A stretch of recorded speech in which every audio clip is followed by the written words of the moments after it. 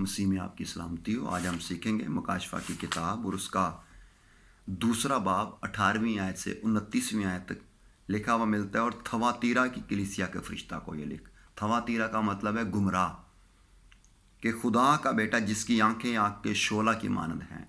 खुदावंद यीशु मसीह बहैसियत अपना तारुफ करवाते हैं खुदा का बेटा। यहाँ पे दो देवता पाए जाते थे, एक तो थवातीरा जिसका नाम देवता के नाम से रखा गया है, यूनानी देवता था, त्राईमांस उसे कहते थे। फिर अपोलो देवता था, सूरज देवता।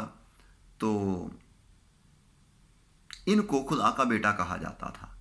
तो मुकाशफा की किताब में कहीं बेटे का जिक्र नहीं मिलता सिवाय थवातीरा की, और वो भी यहाँ पे। तो मसीह को अपना बहैसियत तारुफ करवाना पड़ा कि मैं हकीकी अज़लियो अब्दी खुदा का बेटा हूँ। तो मज़ीद बताया जाता है कि इसका जो 27 काफ मीम में कैसर अगस्तुस की हुकूमत में इसको तबाह किया गया था, और इसका जो नया नाम था वो अक्शिसार, और ये 12 मीम में फिर से इसको तामीर किया गया। तो आएँ मज़ीद सीखते हैं। लिखा है जिसकी आंखें आग के शोला की मानद और पाँव खालिस पीतल की मानद हैं। पहले हम सीख चुके हैं इस पे पहले बाब में। तो उसकी आंखें दुश्मनों के लिए, हमारे सताने वालों के लिए आग के शोला की मानद हैं, लेकिन हमारे लिए उसकी आंखें शफकत वाली हैं, निगाह में हैं हम उसकी प्यार मोहब्बत के हवाले से। उसके पाँव खालिस पीतल, वो आदिल है, मुनसिफ।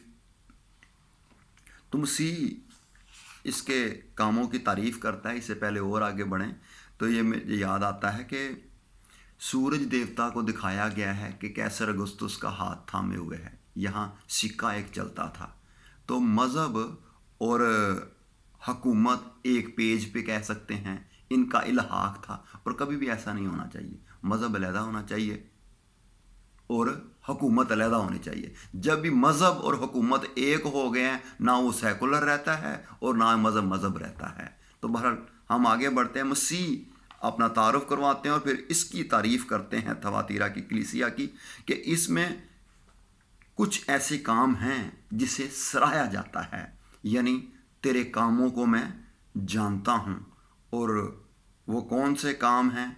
मोहब्बत के हवाले से उसका ईमान मजबूत है, फिर उसकी खिदमत बड़ी अच्छी है, पुख्ता खिदमत है, फिर वो सब्र करने वाले हैं। तो इस पे अगर बोला जाए तो बहुत कुछ बोला जा सकता है मोहब्बत के हवाले से, कि जो मोहब्बत नहीं रखता वो खुदा को नहीं जानता। क्यों? कि खुदा मोहब्बत है। और सेकंड अगर हम बात करें कि बाइबल मुक़द्दस बयान करती तो अपने सारे दिल, अपनी सारी जान, अपनी सारी ताकत से, अक्ल से खुदावंद अपने खुदा से मोहब्बत रख। लेकिन जितनों ने उसे कबूल किया उसने उन्हें खुदा के फर्जंद बनने का हक बख्शा, यानी उन्हें जो उसके नाम पर ईमान लाते हैं। ईमान लाने वालों के लिए भी ये बात है। और बाहैसियत थवातीरा की कलीसिया मसीह पर इनका पुख्ता ईमान था। और फिर जैसे पौलुस रसूल खिदमतों के हवाले से बयान करते हैं, तो ये जो कलीसिया में खिदमत सौंपी गई थी, ये बड़े सरगर्म थे, काम करने वाले लोग थे, और तालीम की, नसीहत की, खैरात की, पेशवाई, रहम करना, तो ये पेश थे। और आगे हम बढ़ते हैं।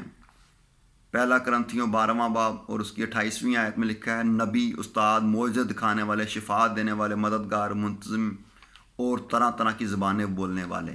तो ये खिदमतों का जिक्र है। फिर इफसियों 4वां बाब 11वीं आयत में लिखा है रसूलों, नबियों, मुबशरों, चरवाहों और उस्तादों का जिक्र है। फिर हम देखते हैं सब्र के हवाले से। सब्र का मतलब बर्दाश्त करने से भी है। और बाइबल मुक़द्दस बयान करती है दूसरा थस्सलुनीकियों उसका 3 बाब 5वीं आयत में, खुदावंद तुम्हारे दिलों को खुदा की मोहब्बत और मसीह के सब्र की तरफ हदायत करे। अगर हम दुख सहेंगे तो उसके साथ बादशाही भी करेंगे। अगर हम उसका इनकार करेंगे तो वो भी हमारा इनकार करेगा। तो मुख्तसरन खिदमत के हवाले से, सब्र के हवाले से हम सीखते हैं कि खुदावंद इनको सराहते हैं। लिखा हुआ मिलता है और मेरे नाम के सबब से सब लोग तुमसे अदावत रखेंगे, लेकिन तुम्हारे सर का एक बाल भी बीका ना होगा।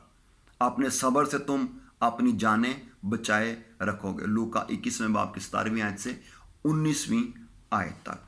तो पहले तो मसीह ने इनकी तारीफ की है, जैसा कि दूसरी कलीसियाओं का हम सीखते हुए आ रहे हैं। और अभी मसीह चंद शिकायत का जिक्र करते हैं।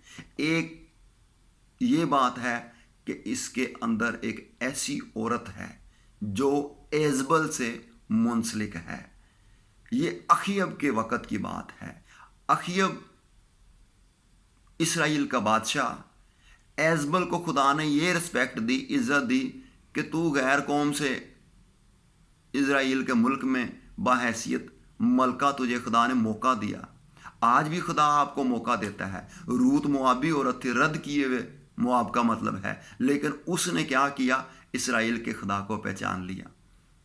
राहब का जिक्र मिलता है कि उसने अपने ख़ानदान को किस तरह बचा लिया। आज जहाँ जहाँ खुदा कलीसिया को शिकायत करता है, वहाँ उसकी मोहब्बत ज़ाहिर होती है कि वो मौका देता है।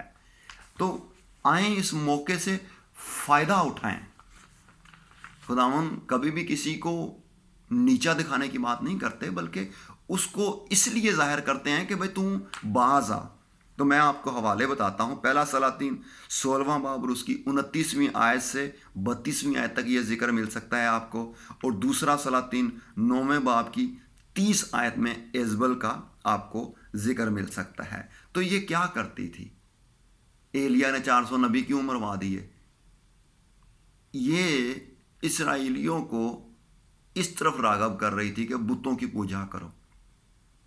तो किसी राइटर मुफस्सर का ये भी कहना है कि ये किसी पासबान की बीवी, उसको भी एजबल से मुंसलिक किया गया है।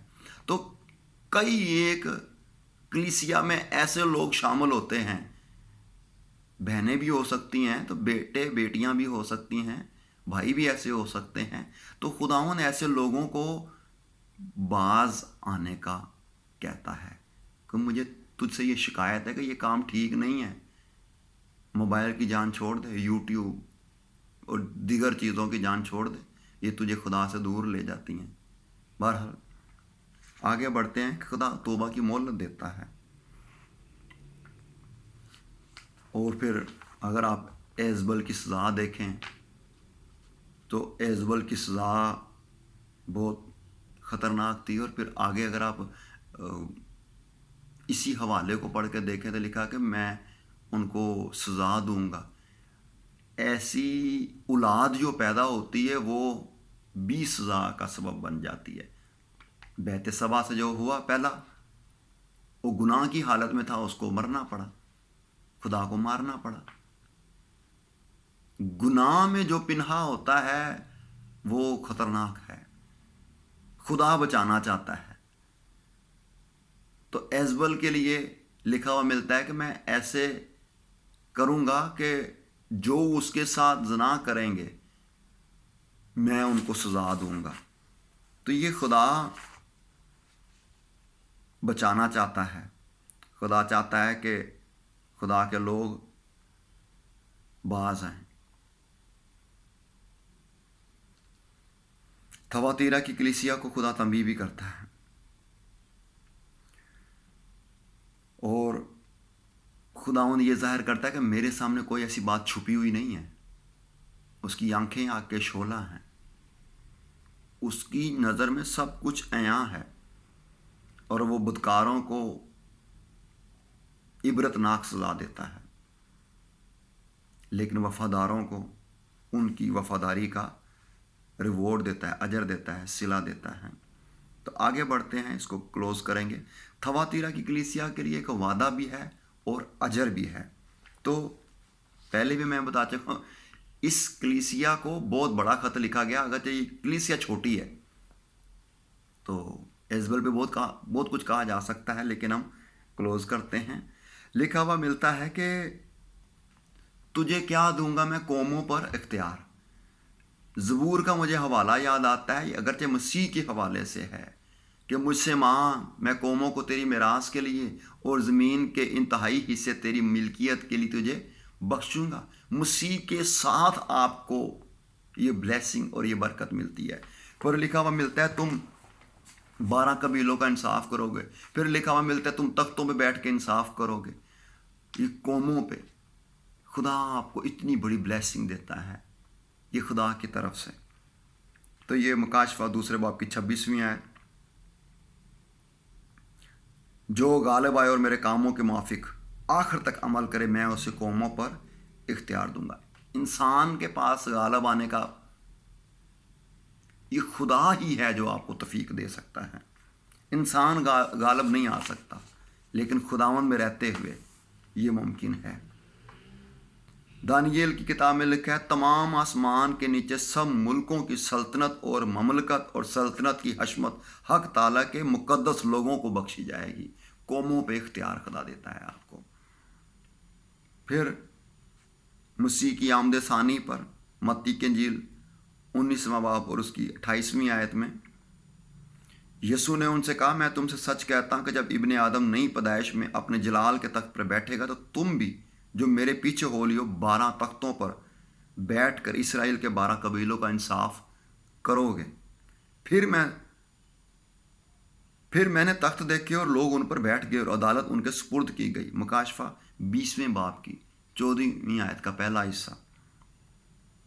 तो ये थवातीरा की छोटी सी कलीसिया, लेकिन खुदा के साथ अगर वफादार है तो खुदा उसको रिवॉर्ड देता है, अजर देता है, और उसके साथ बाइज्जत वादा किया गया है।